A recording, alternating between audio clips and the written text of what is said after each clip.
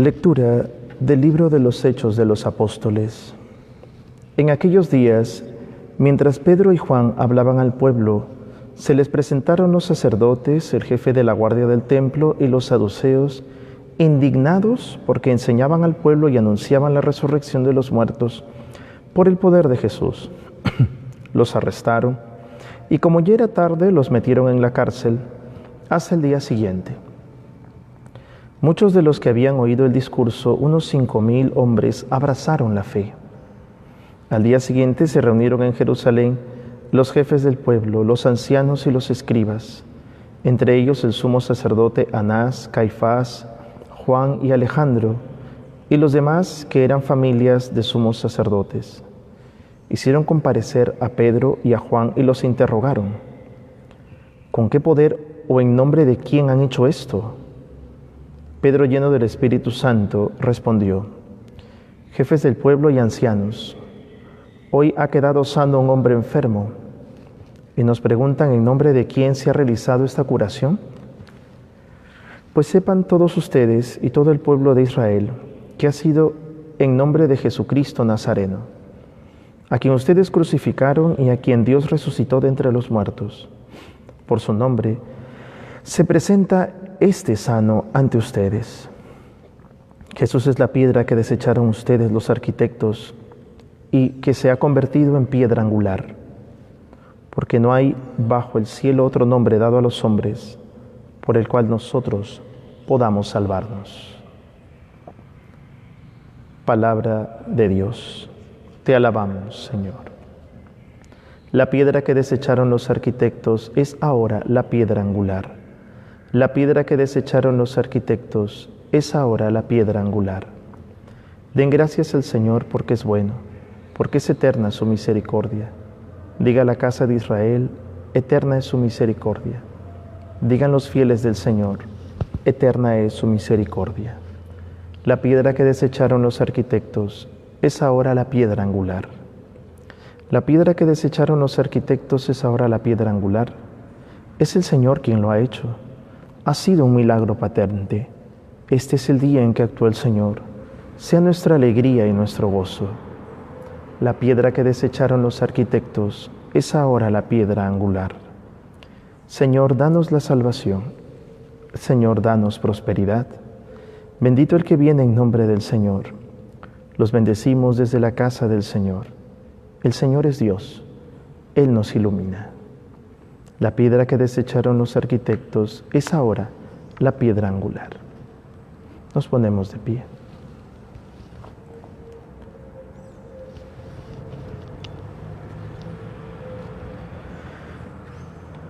Aleluya. Este es el día en que actuó el Señor. Sea nuestra alegría y nuestro gozo.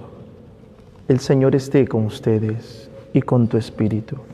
Lectura del Santo Evangelio según San Juan. Gloria a ti, Señor. En aquel tiempo Jesús se apareció otra vez a los discípulos a orillas del mar de Tiberíades y se apareció de esta manera. Estaban juntos Simón Pedro, Tomás apodado el Mellizo, Natanael el de Caná de Galilea, los Zebedeos y otros 2 discípulos suyos. Simón Pedro les dijo: me voy a pescar.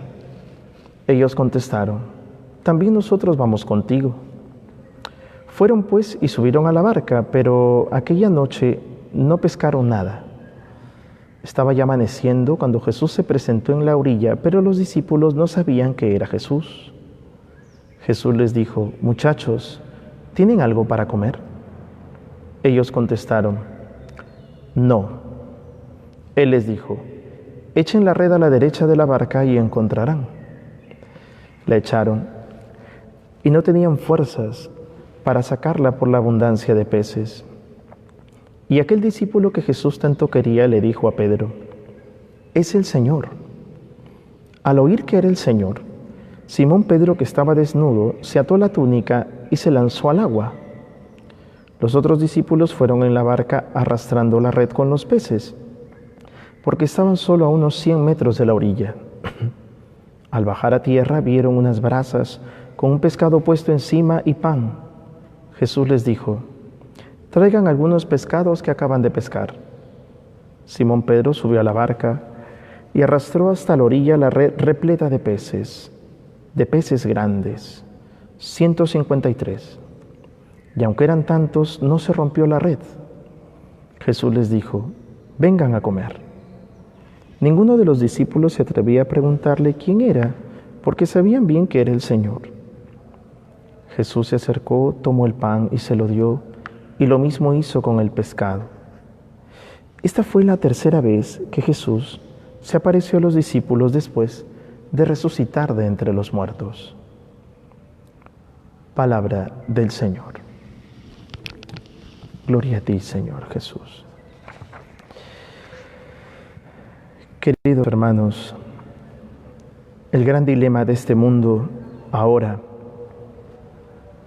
que viene arrastrándolo ya desde hace mucho tiempo, creo que es desde los orígenes del mundo,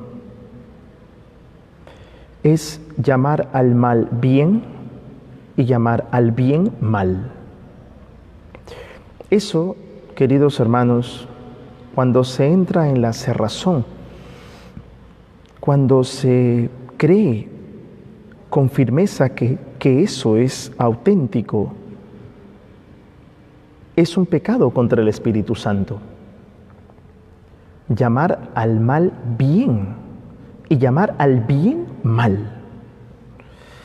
En la lectura de los Hechos de los Apóstoles vemos cómo ellos, Pedro y Juan, curan a un enfermo y toda la gente se indigna. Queridos hermanos, ¿qué ocurriría si un sacerdote va a darle la unción de los enfermos a una persona que está con coronavirus? Sale de su casa con las debidas protecciones, le da la unción de los enfermos a una persona y Dios cura a esa persona con coronavirus.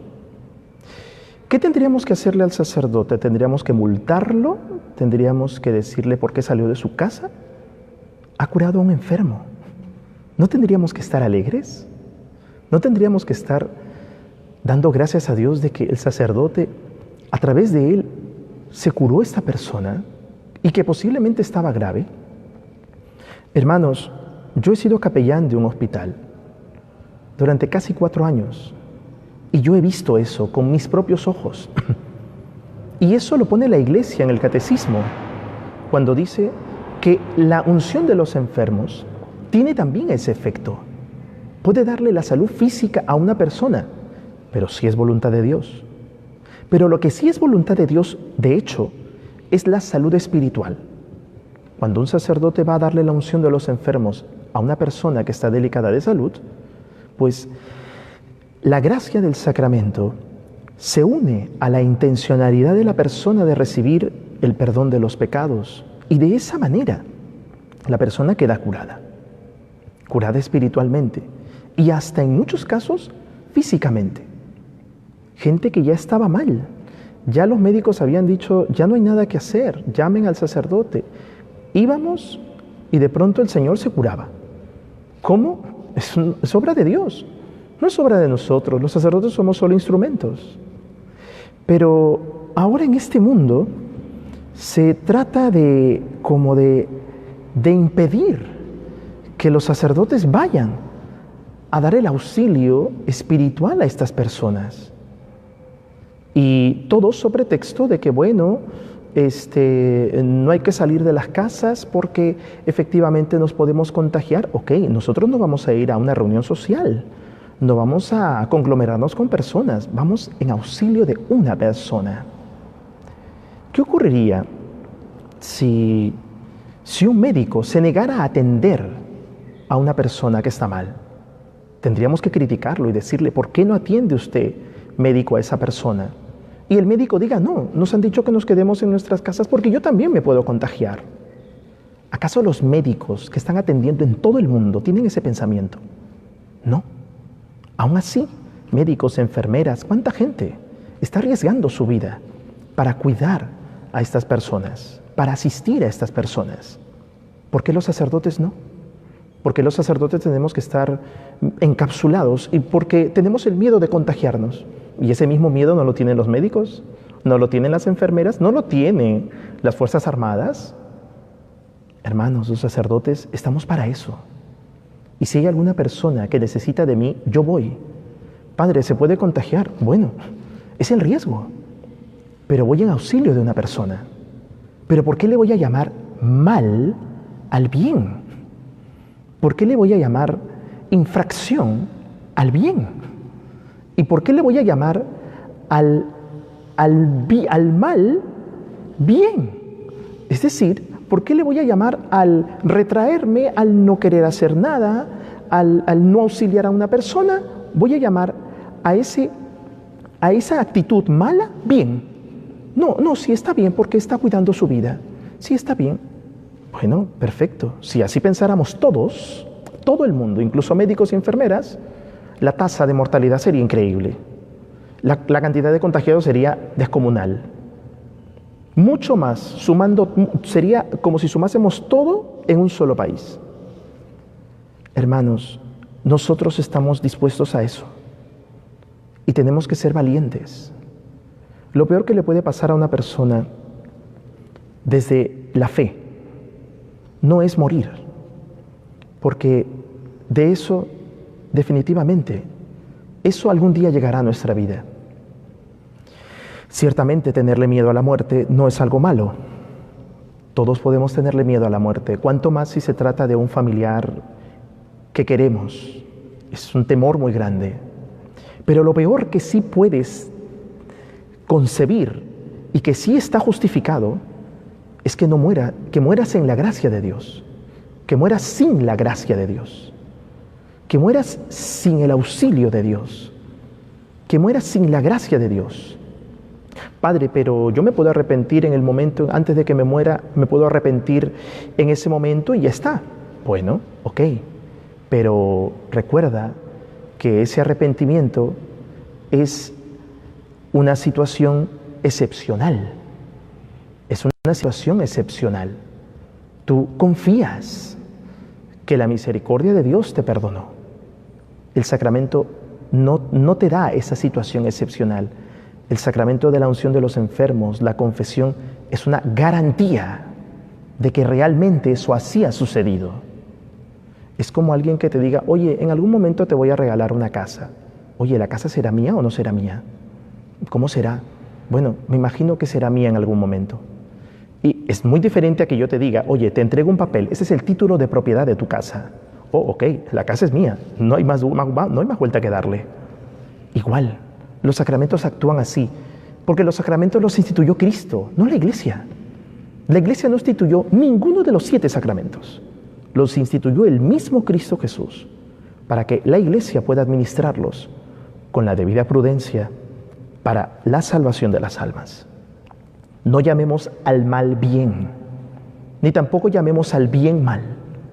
Llamemos al bien bien y al mal mal. Y seamos valientes. Dios nos quiere valientes y Dios también nos protege, puesto que somos personas de fe, ¿o no lo somos?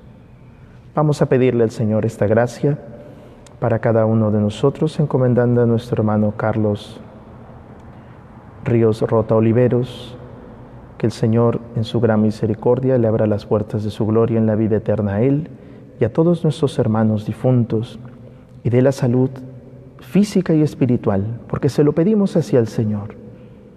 Ya depende de su voluntad, pero se lo pedimos.